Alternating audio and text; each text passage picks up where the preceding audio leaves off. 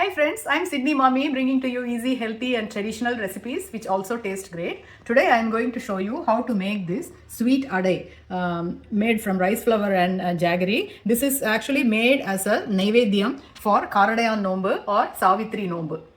Let's see how to make this at home easily. So this sweet is actually made with rice flour and jaggery. Okay, those are the two main ingredients. So you have to take like 1 cup of rice flour and nearly 1 cup of the jaggery. The reason I'm not really taking 1:1 is because some of these things are a little bit not fully powdered. So if I make it full and then some of them are lumps, which means I'm essentially adding more. So that's why I've taken slightly less.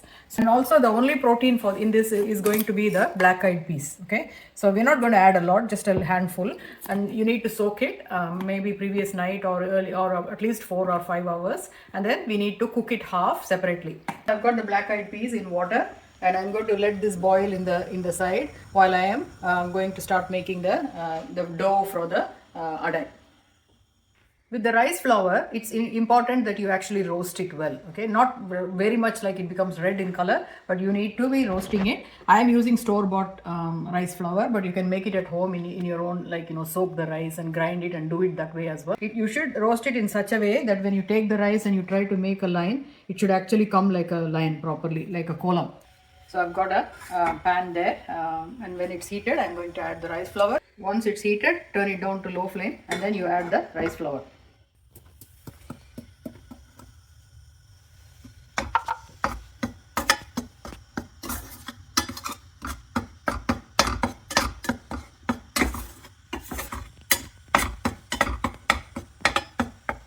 So this rice flour, I've turned it off. It's heated up enough, and I have tried to do a column.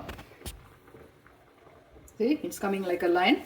So that's ready now. So you will just turn it off and wait for this, and during that time we are going to prepare the jaggery. So I've got a smaller pan in the stove, and I'm going to make the syrup out of the jaggery. So this is one measure, nearly one measure, and I've got half of that for water. So we've got to add the water first and the jaggery.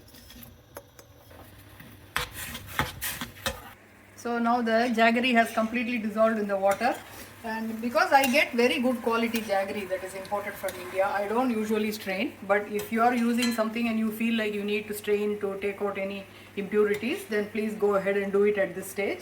I'm just going to keep boiling it for a little bit more time so it loses that raw smell. I'll show you that the black eyed peas, now it's done. So I'm going to turn this off. So now the jaggery, I'm going to turn it off. Okay, you don't need to keep it too long to make a thick syrup like a pagu and all that. So this is enough. I'm transferring this. So now we add the cardamom powder. And if you have cut coconut, you should add it. I don't have cut coconut, so I'm going to add this shredded coconut.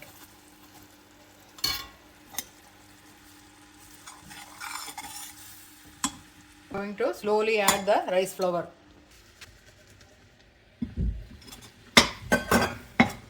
This is a little bit tricky. You have to make sure there are no lumps. So I've turned down the gas to very low. That way I'll have more control over the dough. I think I might need some water.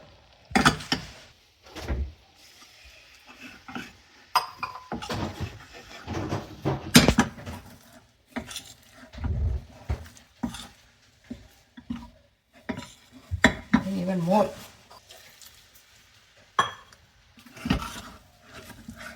Because what's happened is the desiccated or the shredded coconut I added was very dry. That has also taken some of the water. So I should have added more water to account for that. That's okay, we can still add it. Now I'm going to add the black eyed peas. Don't add too much, then that will be ruining the taste. So let's just keep it like that. We don't need to cook it too much because we are going to steam it as well. So that's why I have turned it off now. So now we will wait for this to cool down and then make them into flat discs and then steam cook it in a idli cooker. So this is how the dough looks now. I've kneaded it not too hardly, but I've kind of put it together so it looks smooth. And now it's no longer hot. So we are now ready to make those little discs. I'm going to add some oil to my hands so that it doesn't stick to my hands.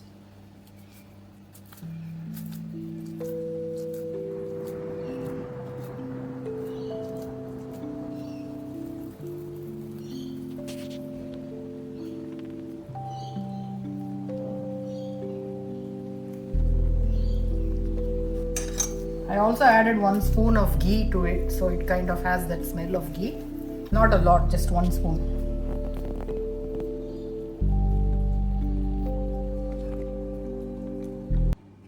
So the legend of it is there was this lady called Savithri, and she was a very pious and devoted person, and she married this person called Satyavan, and he was actually the son of an exiled king, and he was destined to die quite young. That was his destiny. But then they were living in the forest because of the exile, and then when Yama, the god of death, comes to take his life, she talks to him, and she convinces him, and because of her devotion and piety, Yama decides to spare his life. So at that time, in order to thank the gods, she just collected all this stuff from the forest and made these offerings to God.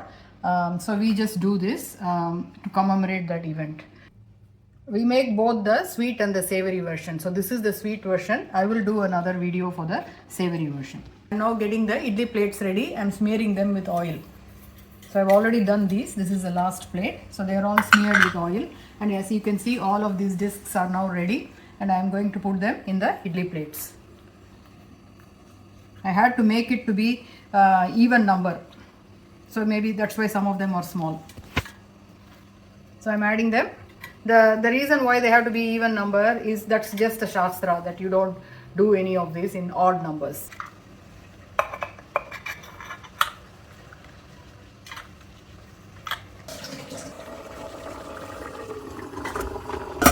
So let's steam it for about 10 minutes. Or it won't even need 10 minutes, but I'll check it at 7 minutes. Yep. So I've taken the idli plates out of the cooker, and this is how it looks like. They have not lost their shape or cracked or anything, thankfully.